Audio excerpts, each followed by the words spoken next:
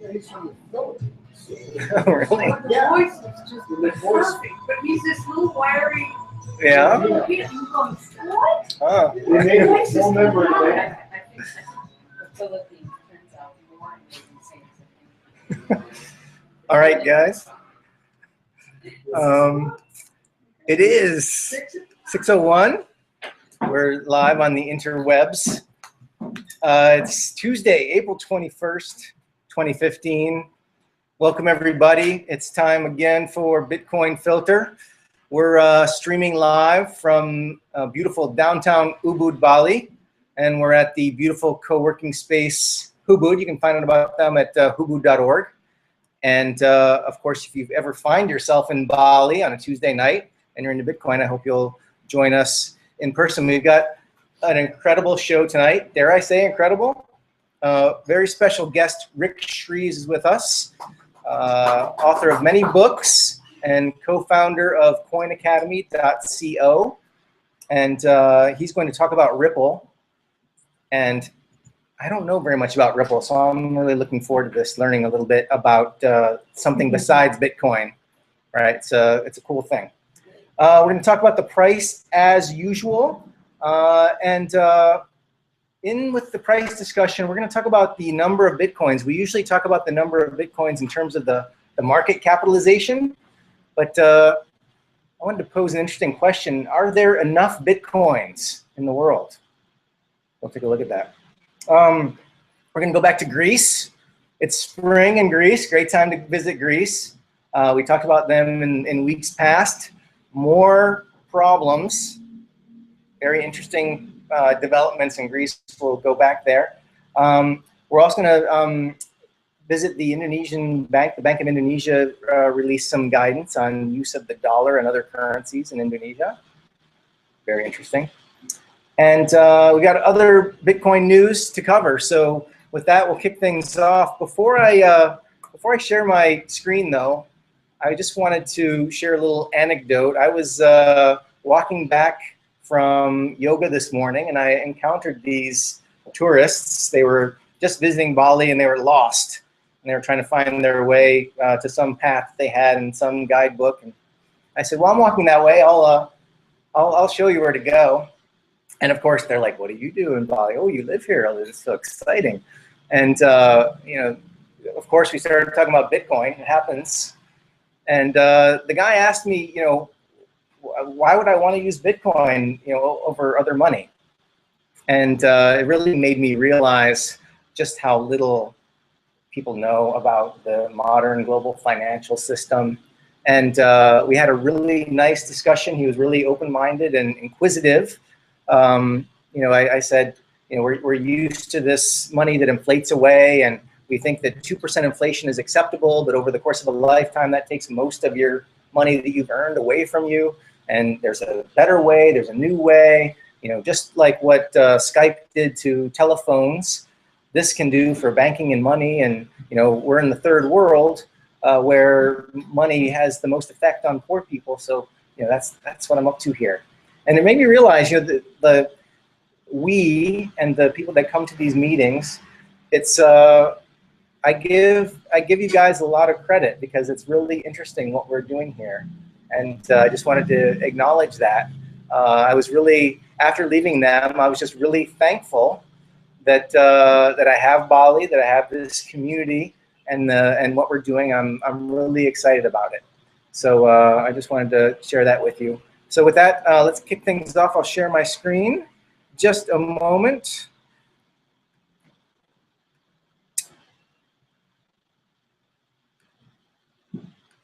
There we go. Now everybody at home should be seeing what we see up on the screen. Hey, John, welcome. This is Bitcoin Filter number 41. We've been doing this for a little while now. And for the uninitiated, what we do is we have a virtual conversation on this Bitcoins in Bali Facebook group.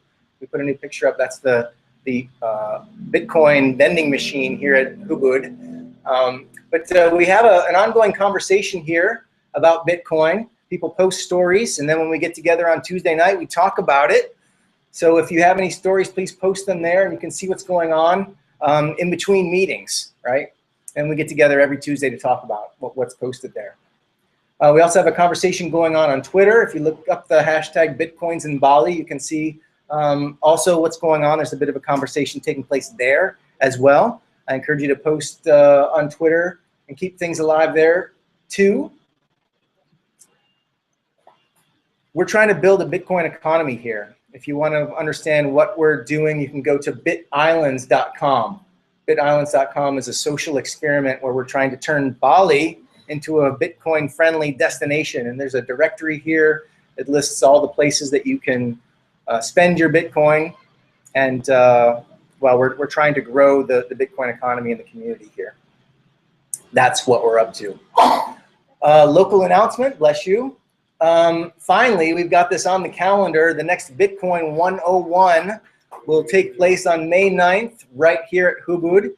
And for those of you who don't know what this is about a 3 or 4 hour little class on a Saturday morning for someone who knows absolutely nothing about Bitcoin.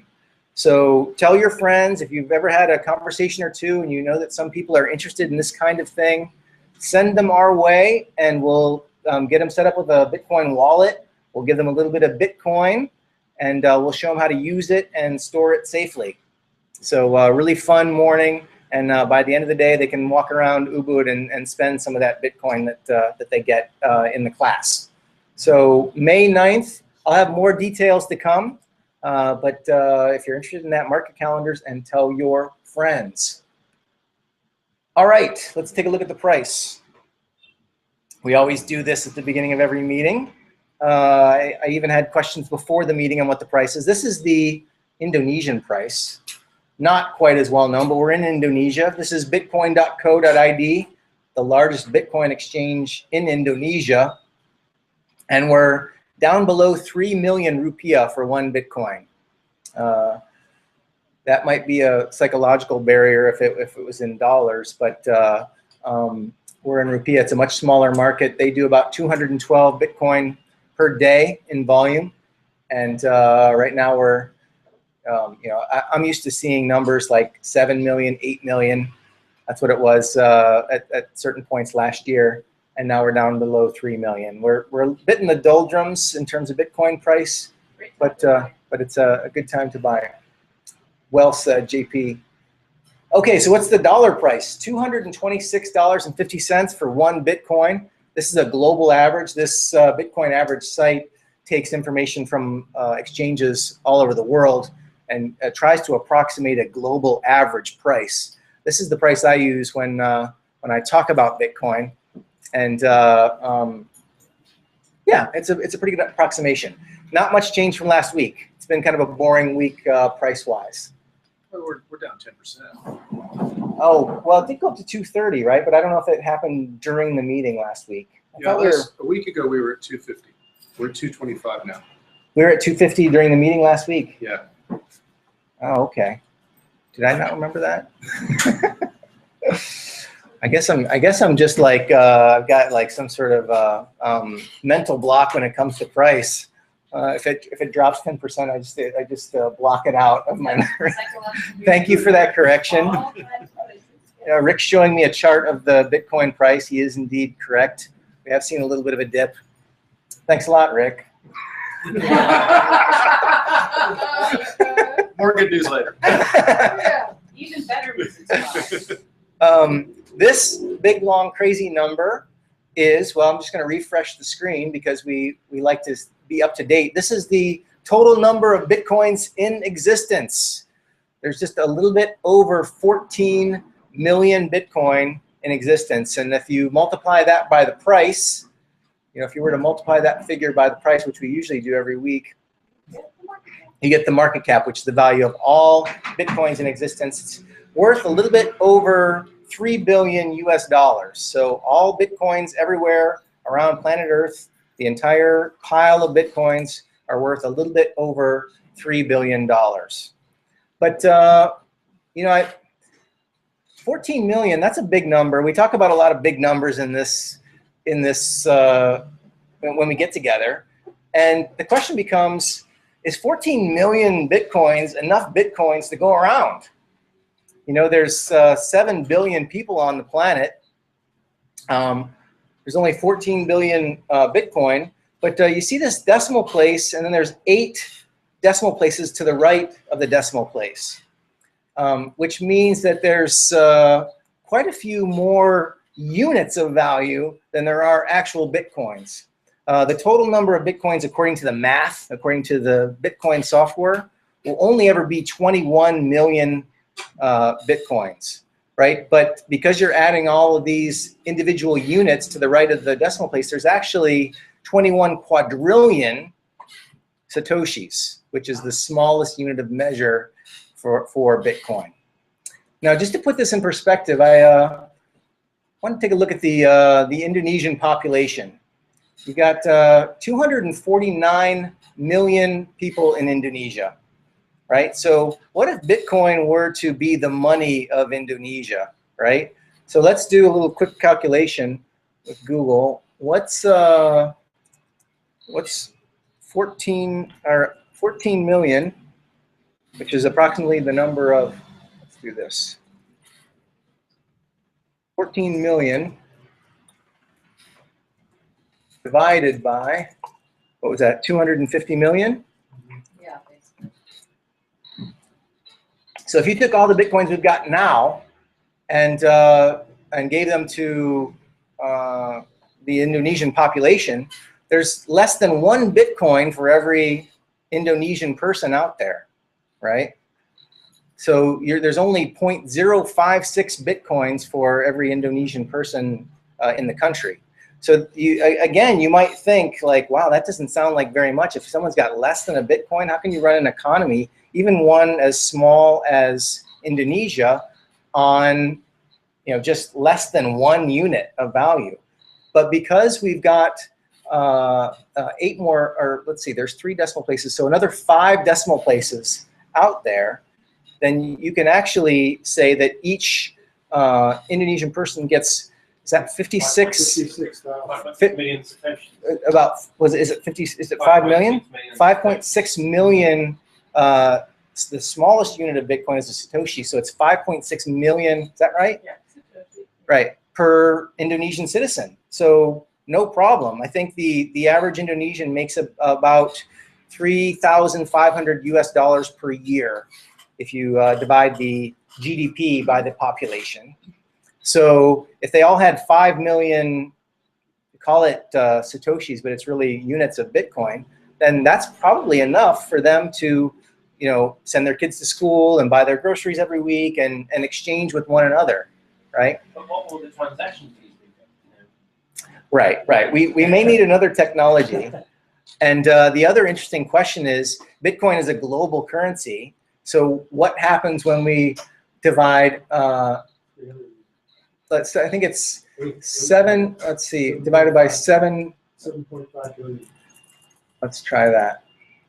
That's about right. I think it's a little less, but there's 7.5 billion people on the planet. Right, so in that case, let's see, 1, 2, 3, 4, 5, 6, 7, 8. That's still 186,666 Satoshi per person on planet Earth. Right, so I mean, it's up for debate, but it's kind of interesting to get your head around how big these numbers are and how big Bitcoin is and how many Bitcoins there are. But I'll bet that 186,666 units per person on planet Earth might be enough for people to transact with one another. And because Bitcoin is software, and if it ever became necessary to divide Bitcoin even further, you could do so and create more money, more units of exchange without devaluing what everybody already has, right? So compare and contrast that with central banks who have economists that tell them they need to increase the money supply because the economy has grown, right? But that comes at the expense of the money that everyone has already earned. So anyway, kind of an interesting thing to look at. There's a lot of big numbers. This was my effort to help us get our head around that. So a little twist on the price discussion. So let's see, where are we here? Okay, so with that, I think I'm going to turn it over to Mr. Ric Shreves. He's the co-founder of coinacademy.co. They have lots of educational material on Bitcoin and alternative currencies, including Ripple. And well, take it away, Rick. Thanks, Gary. Basically, this little presentation came about with Gary and I having a discussion about trying to add a little more variety, a little more information to these sessions. And so I suggested maybe we should look at altcoins. And he said, sure, let's give it a try. And so I'm starting that off this week with a look at Ripple. Now, why did I choose Ripple? Well, a couple of reasons. One of them is on the screen right now. If you look at CoinMarketCap, you see Ripple is solidly in the #2 slot, well ahead of Litecoin. But the other big reason is because I'm actually a big Ripple fan.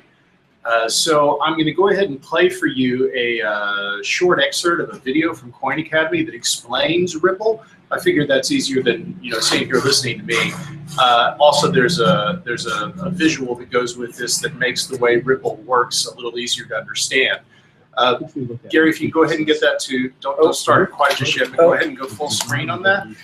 Before we get into the video itself, there's a couple of fundamental things you need to realize about Ripple. Number one, Ripple is first and foremost not an altcoin. It's a protocol. It's a protocol for financial transactions. But within that protocol, they use an altcoin, and that altcoin is denominated in XRP. As I explained in the discussion here, it's treated essentially like a bridge currency. That's okay, man. If you can go, is it possible to go full screen, or is that window size messing with us? I think it's messing with us. I'm okay, sorry. Go ahead and just play it like that, and go ahead and jack up the volume on it. Let's have it. But the XRP is primarily a bridge currency, allowing people to easily move between fiat currencies, digital currencies, and commodities inside of the Ripple network using the Ripple protocol. In other words, the XRP is the enabler, whereas the protocol is really the heart of the system and really the innovation here. It has nearly immediate clearing, 2 to 5 seconds, so it does improve significantly on the transaction speeds of Bitcoin. The fees for doing a transaction inside of the Ripple network, they're nominal. And it's already been adopted by several banks. There are also gateways currently opening up around the world.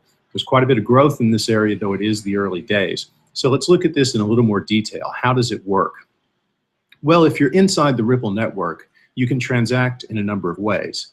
First, you can transact with any balance you have in your wallet. Now, that balance can be a fiat currency, it can be digital currencies, XRP, Bitcoin, Litecoin, or it could even be commodities. It's really up to what arrangements the gateway has made. You can also transact using the XRP digital currency. You can also act as a market maker. That is someone who facilitates transactions, either by providing swaps into different currencies or providing a way for people to get their money out of the system. And you can earn money on those swaps and those services if you are a market maker. Let's look at this in a chart. It helps explain it a little bit. Now, in this exhibit on the right-hand side, the big circle in the middle, it says XRP. That's the Ripple network. The XRP lives inside the Ripple network. The people who are part of that network can use it or not use it. It's entirely up to them. Now, in this network, we show 4 market participants. We have 2 individuals, Pat and Bob. Pat likes to transact in Indonesian rupiah. Bob likes to transact in US dollars. We also have 2 institutions, a bank, which transacts in euros, and a bakery, which transacts in US dollars. These people may also have other currencies in their wallet. They may have XRP, they may not have XRP. It doesn't matter. They're in the system. They can use whatever currency or commodity they prefer. Now, let's say that Bob works at the bakery, and the bakery wants to pay Bob his salary. Well, since both bakery and Bob function in USD, all bakery has to do is transfer part of their USD balance straight to Bob. Again, the transaction takes 2 to 5 seconds. The fees are nominal. It's very similar to the way a current bank would work, where if the employee account was at the bank, they could transfer the salary directly inside of the system, but it is cheaper and faster. Now let's take a different example. Let's say that Pat needs to get money into the bank, and Pat transacts in Indonesian rupiah, the bank transacts in euros. But let's say that both of them are willing to accept XRP. So what can happen here? Very simple. Pat converts Indonesian rupiah into XRP, gives XRP to the bank, and the bank can then do what they want with the XRP, transfer it back into euro or hold it in an XRP balance in their wallet. Now let's take another example. Let's say that Pat wants to make a payment to the bakery. Pat transacts in Indonesian rupiah, the bakery transacts in US dollars, and the bakery doesn't accept XRP. Well, in this situation, Bob can become a market maker. So basically, Pat transferred part of her IDR balance to Bob. Bob then transfers USD directly to the bakery, and along the way, makes a percentage on the transaction. This is the beauty of the Ripple network, is the flexibility that it gives in conducting these transactions, and the ability it gives market participants to actually participate and extend the network and add additional functionality. It's quite interesting. The adoption by banks at this point in time is very reassuring. They are seeing it as a competitor for SWIFT and as a cheap, fast alternative to SWIFT. Since it is a protocol, that also means that it could be widely adopted for it and used in other situations. We will see what is happening here, but it's an area that definitely bears watching. Okay, so in other words, Ripple is a financial transactions protocol. You remember the old days of email, right? When you had like AOL email, and you could send email to other people at AOL, but you couldn't send email to people on CompuServe, right? Or somebody had a corporate email network, and they couldn't send email to the people on AOL. Then along came SMTP, which is Simple Mail Transport Protocol, which enabled email systems to talk to each other. Ripple is essentially SMTP for financial transactions. That's what it does, is it provides a common ground for moving money or commodities between institutions and individuals using a common protocol. It's very, very interesting, and it's really starting to take off at this point in time. A number of banks now support Ripple, and there's talk that Ripple is indeed the future of financial transactions due to the speed and the cost savings that it entails. That said, there's a correction I want to make in that presentation. I stated in there that, Ripple is a replacement for SWIFT. I actually spoke with the Ripple Lab guys about this, and they have a different perspective on that. They feel they can coexist with SWIFT because SWIFT is largely the information carrying platform for financial transactions, not the actual mechanism for transferring the balances. So in other words, SWIFT is like the messaging layer. So the messaging layer could coexist with the Ripple protocol. That's their attitude. Nonetheless, the people at SWIFT seem to be taking a very dim view of Ripple. So it all depends on whose opinion you want to take of the relationship there. Can we go to the next slide, please? Quick question. Yeah. Who are some of the banks that have adopted Ripple? There are a couple in the U.S. now that have taken on Ripple. I don't know the names of them off the top of my head, but a quick Google search will turn them up. Okay. I know that Bank of America is the largest who's accepting transfers into the network. No, some really big people are coming on board. And the European banks actually led the way. A couple of the German banks were the very first ones to adopt Ripple and accept Ripple. Okay. It's potentially huge. It's potentially huge. There are a couple of hot topics with Ripple right now. One of them is the fact that it is growing at this rate. They just closed a 30 million round, and they've also had some very large strategic hires, including the previous financial advisor to the White House, and they just picked up one of Yahoo's big people as well. So they're really on the move. The other thing that is a hot topic right now, and this is where we need that next tab. Who's that? Ripple Labs is the company behind it. This just came out this week. Ripple is increasingly requiring identity and, sort of like the know your customer and anti-money laundering requirements. They're basically toughening up the requirements for having a Ripple wallet and being part of that Ripple network. And if you ask me, and this is purely my opinion, this is happening as a way for Ripple to become more accepted by the mainstream financial institutions. So now they are going to require verified user IDs to use the compliant portion of their network. So this is Ripple Labs. Yeah. So it's centralized. Yes, it is centralized, and that's another criticism of Ripple at this point in time. A lot of the Bitcoin people are really down on Ripple because they feel it is centralized, and therefore it's susceptible to this sort of regulatory pressure. Yeah, exactly. And the Bitcoin people are down on it. Stellar is a fork of Ripple, and the Stellar people are taking a different approach to things. I'll try to talk about Stellar next week as well. But this is a big issue with Ripple right now. You've got the libertarians going, no, stay away from Ripple. This is doing away with the anonymity layer, which is part of the attraction of cryptocurrencies. And other people are saying, well, be that as it may, it's still an improvement over the present system. Therefore, it deserves our support. Was it ever decentralized? No. Oh, I mean, was it ever quit? The Ripple network or the code? Was it? Well, I understood that when it first came out, it was also decentralized like Bitcoin. But if they're able to if they're able to then add this limitation later, then.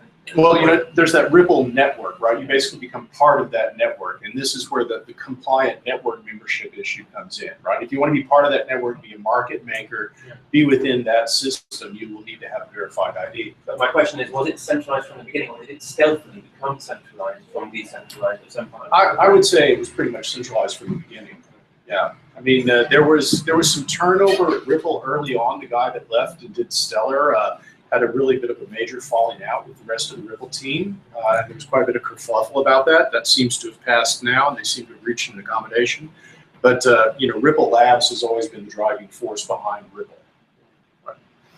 Okay, so that's my 10 minutes on a topic other than Bitcoin. So welcome to Ripple. It's worth investigating, at least from a keeping up with what's happening in the financial world perspective. Do you want to buy and hold XRP? Sure you can if you want. But realize, the essence of it is not the XRP, it's the protocol. Right. So it's interesting to me that that they were initially seen as a competitor to SWIFT, and then they've kind of made dovish statements. So we can coexist. So that's kind of kowtowing to the establishment a little bit, hiring people from the mainstream political system, like a guy from the White House, and also taking these measures to know your customer and show that they're compliant with anti-money laundering laws, shows that they're taking a certain tack, right? They're going to interface with the legacy banking system, and from everything that I've seen, if you want to do that, you've really got to play by the old rules and make incremental shifts. If you go back and look at PayPal's original mission statement, and the people that were originally involved, they had all these grand plans that people could be their own bank. Really, very similar to Bitcoin's mission, and as a function of them trying to survive and play within the existing system, they're not. Well, if you've dealt with PayPal, it's not, right. Well, it's not PayPal's fault, because they would have died otherwise. We'd have no PayPal, or they'd exist in something like we have today. And all the altruists left anyway and started foundations. Right. Well, a lot of the people that were originally involved with PayPal are now in Bitcoin. There's employee number 22 at PayPal is now working at a Bitcoin startup in Los Angeles called Gem. So anyway, it's just fascinating to see, how these companies are trying to play by the rules of the existing system. Bitcoin originally gave us a total opt-out, right? And it still is, but the companies that form have to play by a different set of rules.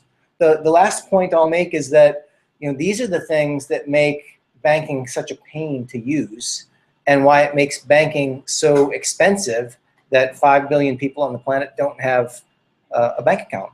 If you have to start buying licenses and being compliant and keeping people's identities straight, go ahead. So I'm just wondering if it's expensive, yeah. Centralized, like Mt. Gox was centralized, and that's what happened with them. So why should I trust buying any XRP if they can just be taken away from me, or frozen, or transferred elsewhere? I mean, surely. The administration and management of it is centralized. The actual network that handles, this, again, the compliant network, that is decentralized. It's a peer-to-peer system like anything with Bitcoin.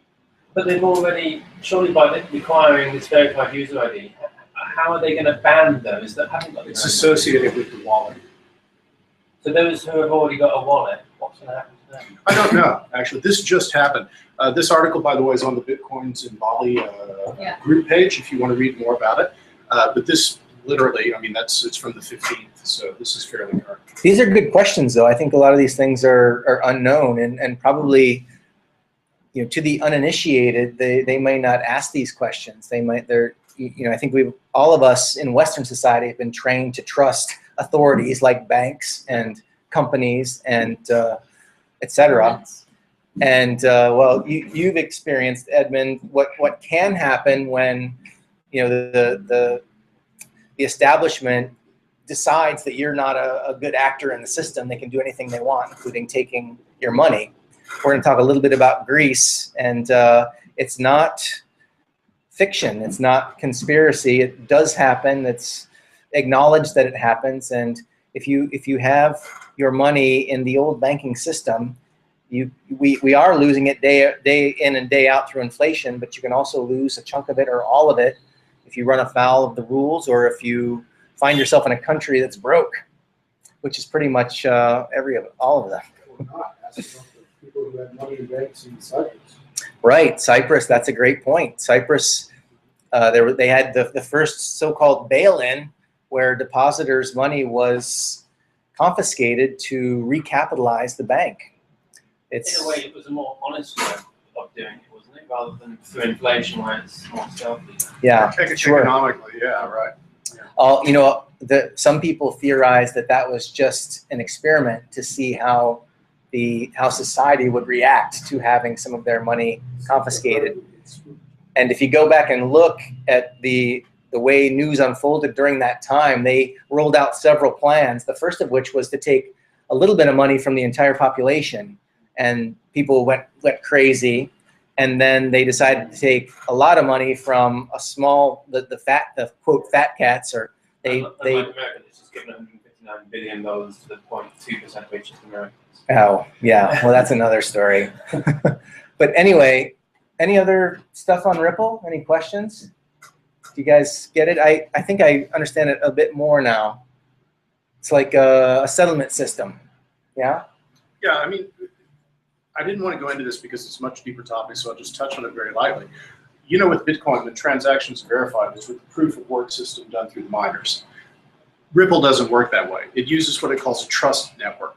And this is part of the reason why the verified ID thing actually kind of makes sense. Because the reason those transactions happen so quickly is because they're between quote unquote trusted parties, right? So, Bob and Carol, or whatever that example says, since they're part of the network, they are trusted parties, so the transaction can happen quickly between them.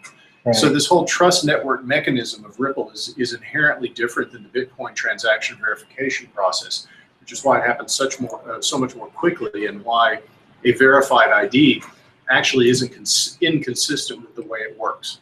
Mm-hmm. Which is something akin to when PayPal initially started to have verified accounts. Yeah. Yes. Yes. Or confirmed versus unconfirmed. Mm-hmm. Yes. That's true. All right. Shall we move on? Yes. Yeah? Okay. All right. Let's take a look at the news. This is a little bit of local news. New endeavor by the folks at bitcoin.co.id. This is bitbuyer.com, which is a BitPay for Indonesia. So this is all in Indonesian, and I have not, my Bahasa Indonesia is not the greatest, but it's my understanding that if you have a website or you've got some sort of e-commerce venture and you want to expose your customers to the payment option of Bitcoin, they make it easy and also remit funds back into rupiah into your bank account. So I'm sure it's really well done, just like everything else that Oscar and the folks at bitcoin.co.id have done. But I don't know a lot of the details. Go ahead. Oh, yeah, I'll let you guys do that on your own.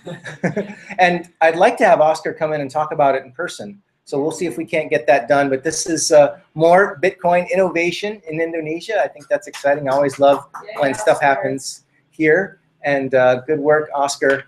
Yeah, hopefully we'll learn more soon. A little bit of local news. If Oscar's coming in, it would be really useful if he could talk us through what we need to do to get onto the Indonesian stage. We can do that. We can arrange that. I actually know that quite well, so I can help you as well. Yep. But yeah, we should have him. He's been traveling a lot lately, but he said that he'll be visiting us sometime soon. So and we can arrange whatever questions you have to get answered. We cover that in the Bitcoin 101. Sure, we could do that as well. Put it on the syllabus.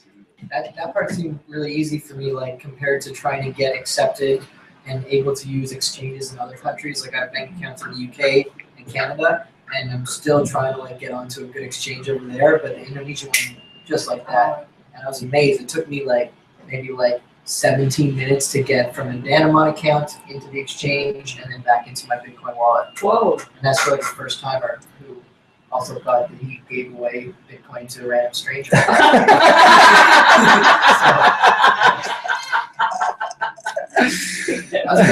thought this has to be the most well done thing in Indonesian financial history. It may well be true. I can second that. I've had a very good experience with them. If you've got an Indonesian bank account, it's super easy. Yes.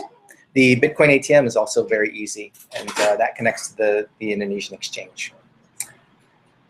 All right. Moving on, let's talk about Greece. We visited Greece in the recent weeks during the show, and there's more mayhem going on. Greek mayors to protest government decision to seize their cash. What's going on here? They've seized the mayors. What they've done is they're trying to pay off the Troika, which is the European Central Bank, the IMF, and what am I missing? Another creditor in Europe. And in order to do that, well, the first thing they did was they raided the pension funds and the wage accounts for the federal workers in Greece. And then there's all these huge payments that are coming up. One of the graphs that I showed a few weeks back was all the payments that were due on what dates, and they've got some pretty hefty payments to make. So they're still current. They've made all of their payments so far, but this just came in within the last 24 hours where they seized the funds of the municipalities within Greece. So there's some quotes in here from the guy who runs the third largest city in Europe. I'm sorry, in Greece, and he's saying, how am I supposed to pay my employees? How am I supposed to service the people in my city? But what they're doing is they're taking those funds, and which are the reserve funds of the municipalities within Greece, and they're using that to pay the pensions and the wages of the federal workers, and possibly the next payment that they have to make to the IMF or the ECB. They have to change the law.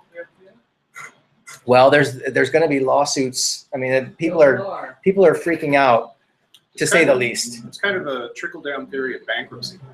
Well, if it's property. You're seizing people's property for something higher up. Right. They're just trying to keep imagine if you had a bunch of creditors and you're like, okay, this is the next bill I got to pay, so I'm going to go sell my mom's car in order to pay this guy and break my kid's piggy bank. Right. I mean, I think it's it's always an interesting thought experiment to say, what if Greece was a person? What would they be doing? They owe somebody some money, and they've got certain places they can get it. Don't go there. They just changed government to a government that was like anti-austerity. They did. They ran on an anti-austerity platform. They're quite left of center, and they made all kinds of promises about standing up to the ECB and the World Bank. And now when push comes to shove, well, this is what's happening. Begs the question, whose money is it anyway? Well, the interesting thing here is what's next, because there are people in Greece as well. They have money. And if you look at the next story, there's just more charting Greece's frightening future. This is an op-ed. And frightening. Yeah, that's yeah. So who are the citizens that are going to lose out as a result? Well, they haven't done yet, but they may. And in this article, I'll show you in a minute. I just wanted to comment. This is the finance minister of Greece, and I took a class back in college. It was like this media slant class, and we did these experiments where we go back and look at news stories, and we look at the pictures they chose to show of certain people, and were they creating bias based on just the pictures they were showing. I think in this case, that's not a very he's actually a handsome guy. Yeah, that's not a very becoming picture. And it's very evil. Yes, it's like Yeah, he could have his claws up, You can right? just grow fangs very easily. But Edmund, your question, who are the people? Well, the people are taking their money outside of Greece. This is the capital flows within Greece. Cumulative 6-month intra-euro area flow as a percent of 2014 GDP in Greece. So, you know, this is capital flight, right? People are taking their money out of the bank and sending it to their relatives that are in America or in France or someplace else. Buy Bitcoin. And this is, or they're buying Bitcoin. Yeah, Edmund, all these guys right down here are buying Bitcoin right in there. Why should they do it? Great. But, Send it to the States. the thing that the interesting thing about that is this is capital flight. How does the government respond to capital flight? They respond with capital controls. You can only transfer this much money outside of your account. You can only go to the ATM and get 300 euros at a time, et cetera, et cetera. And when that happened in Cyprus, the price of Bitcoin took its major spike and hit the news and really, in my opinion, hit the big time. That's when it really hit the consciousness of way more people, because you know what happened in Cyprus was individual people woke up the next morning and there was 20% less money in their account. If they were wealthy, there was 50% less. Yeah, well, I don't remember exactly how it broke down, but you know, it was bad news. I mean, there was one story of a couple who had been expats in Greece, and they were from the UK, and they had just sold their house because they were moving back to the UK, and all their money was in their bank account, and then because they met that rich person threshold, off they go.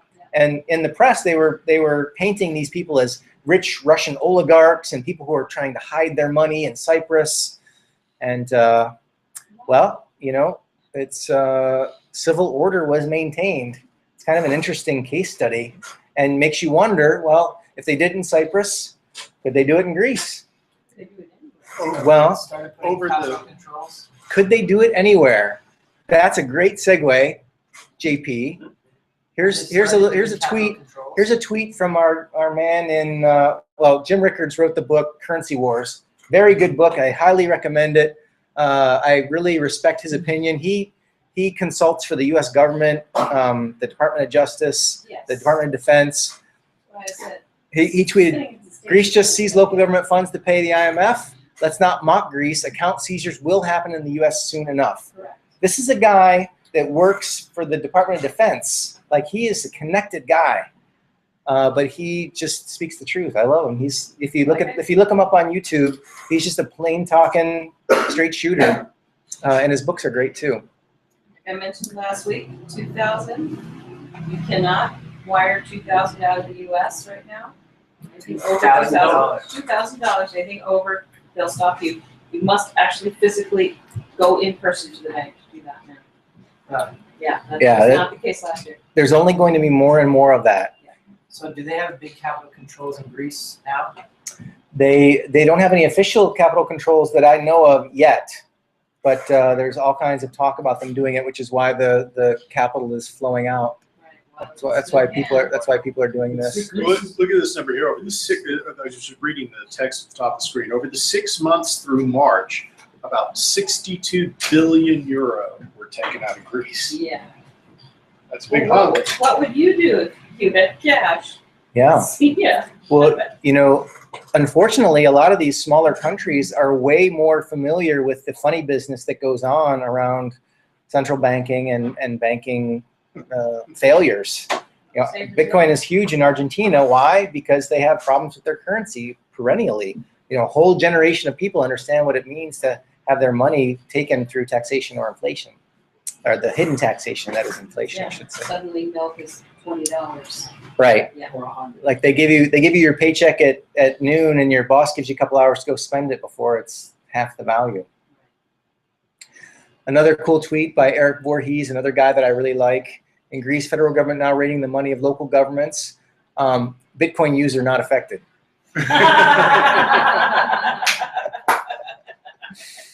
Yes. Yes. Get ready for the rise of the blockchain. Well, and you know, it is.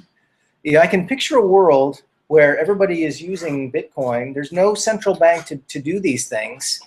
And yeah, things happen, but it doesn't happen, it happens to everybody collectively, and not, it's not a function of a small group of people making a policy decision that usually benefits the a small number of people at the expense of everybody else. So what's the best way to convert $25,000 into Bitcoin? Well, that's a tricky question, because most markets, like the Bitcoin market that we talked about earlier, bitcoin.co.id, if you threw $25,000 on that market, it's not deep enough for that not to affect the price. Right. So that would likely affect the price if you tried to buy that much at one time. So it's, About 20% of Ripple's transactions right now are for Bitcoin transactions. So yes, you can. That's the largest. And who am I trusting when I do that? Who are the trusted parties? Whoever's on the other end of the transaction. is there? I do have to trust someone then. It's not trust. Well, no. I mean, that's a hypothetical question. Who do you have to trust? You have to trust that person's actually going to transfer the value to you that I mean, it's like in any transaction, you're trusting the car dealer to give you the car that you paid for. There's nothing unique about that relationship. There's nothing particular about it. Understand that. Yeah, but there are organizations that do that, basically companies that offer that service. If you've got $50 million and you want to get into Bitcoin, give us a call. We've got people with large stashes that will do we'll do an off-chain transaction or something like that, and there is a market for that kind of thing. All right. Let's see, where are we? Okay, next story. This is posted by Stamen in the group. Indonesian central bank bans foreign currencies for domestic transactions. Okay, why would they do that? Anybody care to guess why? Why do they care? Why do they care if someone basically selling things within Indonesia for dollars, for example? Is that anywhere that's selling things for Bitcoin? No. Actually, no, that's not the case, because Bitcoin is not considered a currency by the Indonesian central bank and government. That means I can't pay my driver with a US dollar or a British pound or anything else. It's because Right. it's because what you were talking about before, they're trying to lower the amount of cash, so they have control over the rupiah, but they don't have control over the other currencies. Right. They don't have control over the dollar. They do have. They're trying to have control over the rupiah. But if people are using more and more dollars to transact, then it becomes harder and harder for the Central Bank of Indonesia to maintain the peg. Right. They're trying to control the price of rupiah on the international market, and they conduct open market transactions in order to control the price. So if there's a large transaction and it turns out there's not a buyer for the rupiah, the Indonesian bank will step up and say, we've got you covered. But that costs them money, and you can see down here, foreign exchange reserves dropped almost $4 billion in March alone. So it cost them, the central bank, $4 billion to keep the peg on the Indonesian rupiah, right? So that's hemorrhaging cash for a small country like Indonesia, and in order to stop that, they're trying to make a policy decision. Right? They're trying to say, you can't transact in dollars, and they can probably enforce it for huge transactions like oil transactions and the big retailers and things that bring things in from out overseas and so on. But Indonesian sign, is it? I'm glad you brought that up, JP. This is a money changer sign, but look at the exchange rate. Yeah, this is not for us. 9,600. That must be quite old. Because if you look at the exchange rate, look, going back 1 year, they were at 11,500. You can see this is how much value the rupiah has lost over the last year, and you can see they really kind of lost their shit. Excuse my language.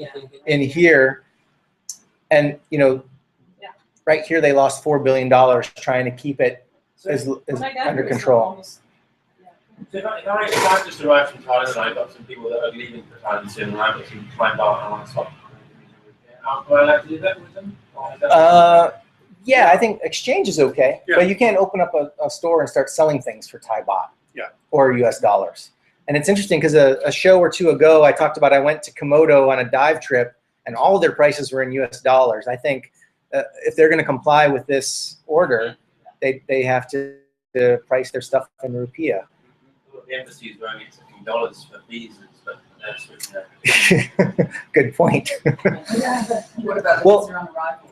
The interesting thing is, this is the rupiah chart, but the dollar is up against all currencies. This is the dollar currency index, and this is the dollar versus a basket of currencies over the last year. And you can see the dollar has gained almost 20% in aggregate against. Well, there's a lot of reasons, but the main reason is because the dollar is the world's reserve currency, and it's the cleanest dirty shirt in the stinky pile of clothes. To use an example from my bachelor days. There's a tweet right there.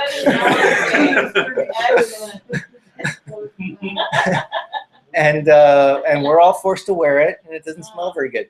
And the other reason is because they can't convert it to German Deutschmarks because they don't exist anymore.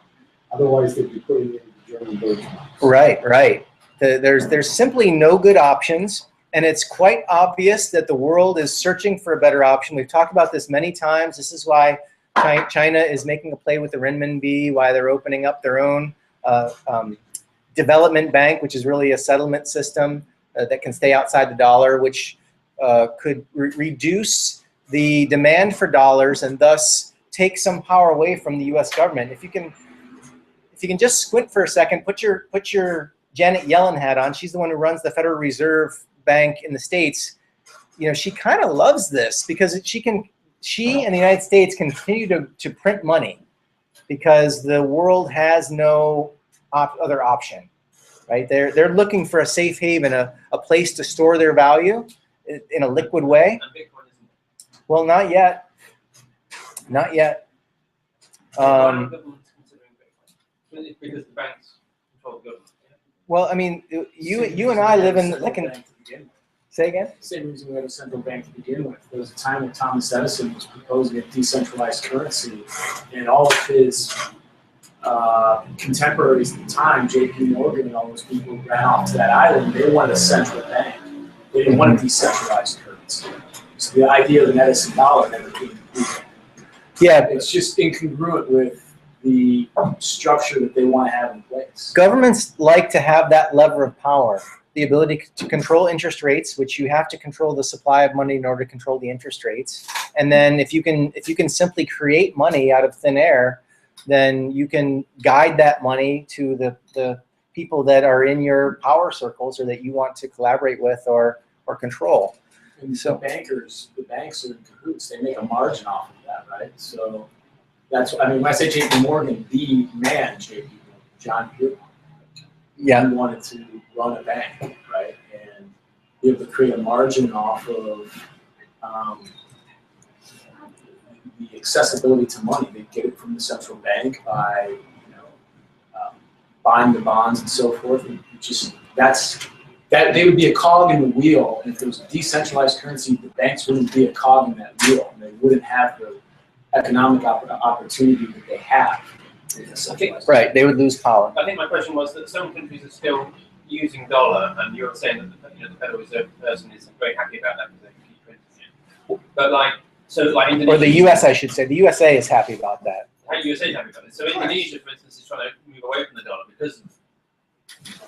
So it's the countries that are sticking with the dollar that are giving away their power to America. Yeah. So why? Well, they're trying to keep that from happening because the USA is not being a good steward of the dollar. They're printing it. They're taking advantage of their position as the world's reserve currency, and this is why there are actions being taken by China and Russia, and why China and Russia and Brazil, India are collaborating.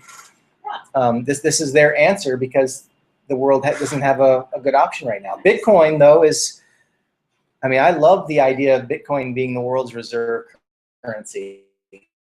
it's a fair. Is there something in How the much more? design that's stopping it from being used? I mean, like for The instance, the hologram multi-sig of and all this kind of stuff. I mean, like how would someone hold the key? Like Fort Knox, you've got all these security guards. You know, it's easy to like delegate and diversify the security. Fort Knox, but is Bitcoin technically suitable to replace? You know, Well, what that- countries are using? You know, That remains to be seen. At present, no, it's way too volatile, and the markets don't have the liquidity to serve as a reserve currency. But you know, if things were different, if everybody was using it, if it was spread out over the entire world and was facilitating some much larger chunk of the world's economy, then you know, who knows, it could move in that direction. But the powers that be will not go quietly into the night. They won't be giving any concession speeches before they give it their all and attack with everything they've got, because they're losing, like Daniel said, they're losing a lever of power if they give that up. So, but it's interesting to see that what has happened with the dollar. It is it's on fire. If you've got dollars, you're doing pretty well. You can take a nice cheap vacation to Bali. It was a lot cheaper than last year. Take the same chart and look at the euro. I don't Because know. The euro is exactly the reverse of that. The euro is going down to nothing. The euro dollar cross, Yeah, you mean? The euro itself. I can do that here. Let's see. you mean Euro? Oh. Let's see here. Here's the euro dollar cross. Yep, see, it's losing against the dollar as well.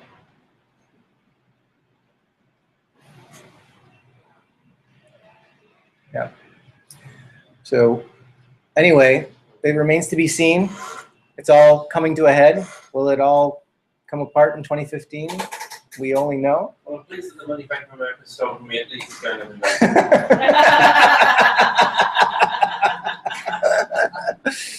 Yes, Bank of America is very happy.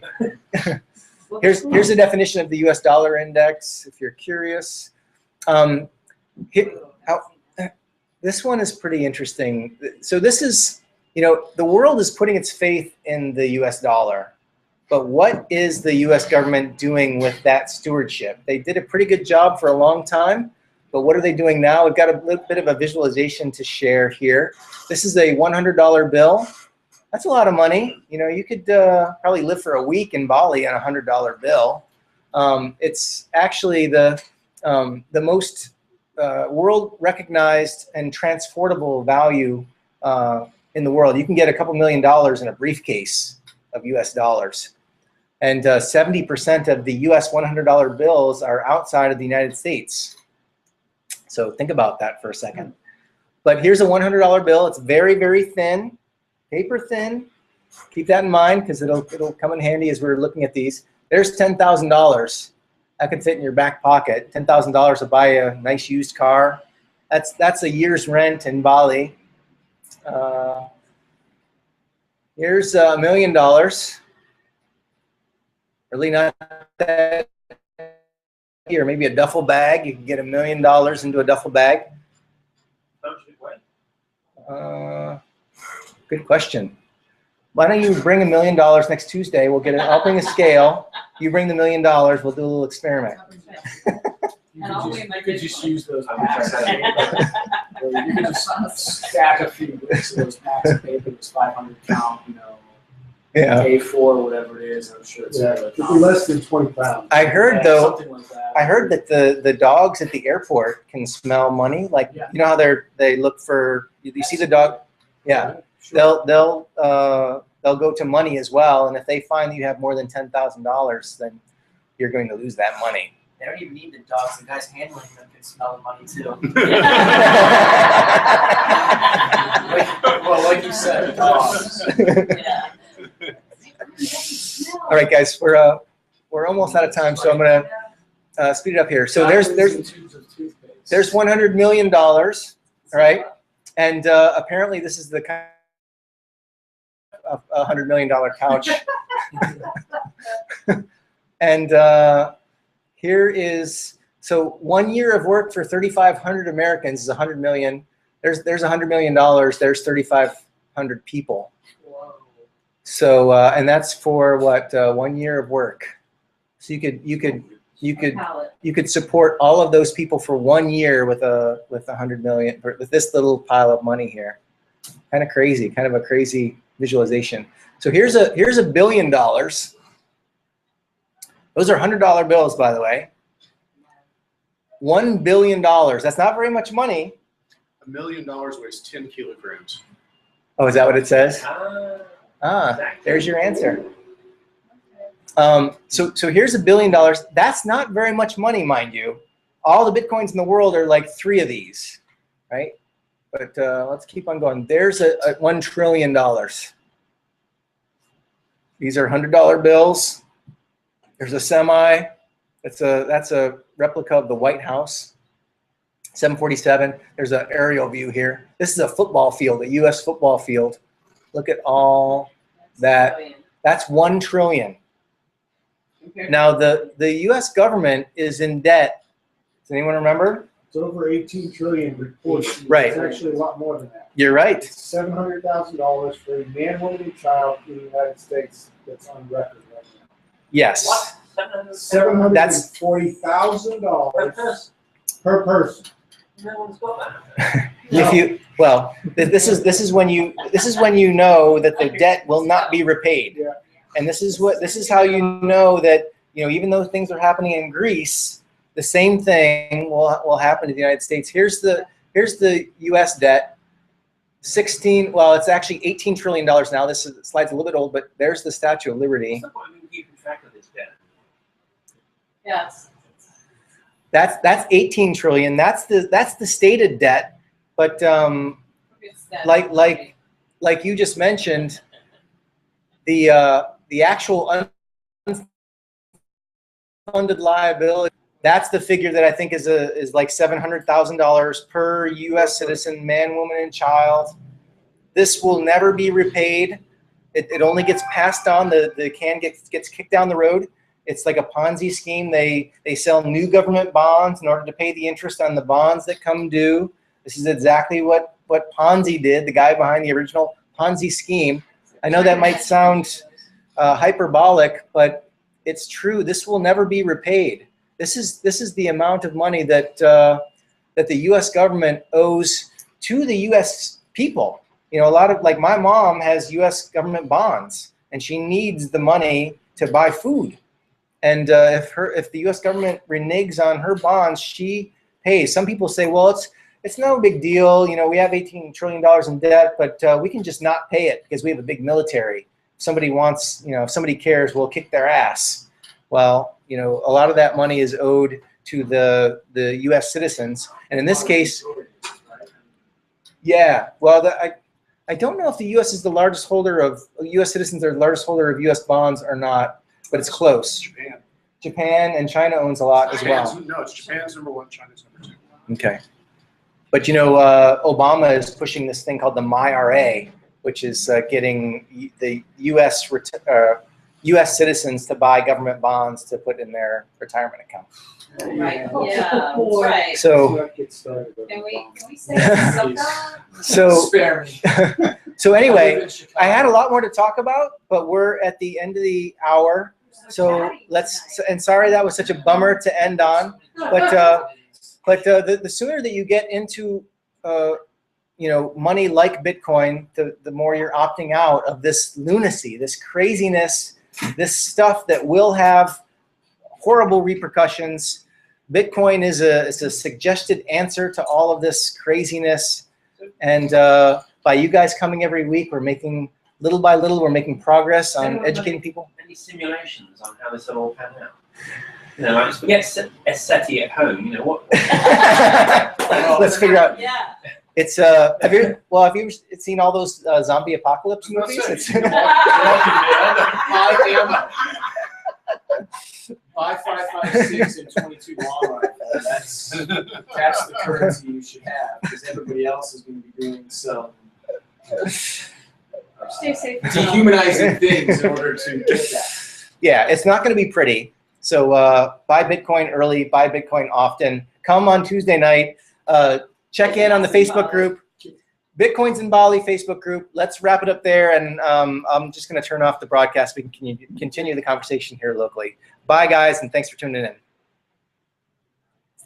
Is this recorded or is it just It's a live stream. It's not recorded. It is recorded. It goes up on YouTube.